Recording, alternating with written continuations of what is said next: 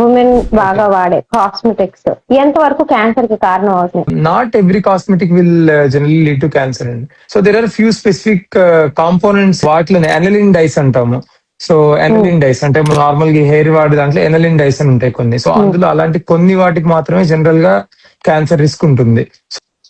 Any dye or anything generally doesn't can cancer by itself అండి. ఎంత quantity వాడతాం, ఎంత ఫ్రీక్వెంట్ గా వాడతాం, and how the person body is actually reacting cosmetic material. So that counts a lot. How far sunscreens are contributing to cancer, sir?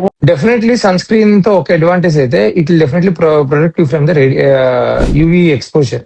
In that way generally it reduce the risk of the cancer. SPF more than 50 కనుక రాసుకుంటే general గా cancer risk అనేది చాలా తక్కువ ఉంటుంది. SPF 10 or 20 general గా వాటికి ఏం పెద్ద సిగ్నిఫికెంట్ గా యూజ్ ఉండదు. Again depends upon the components used in the sun screen.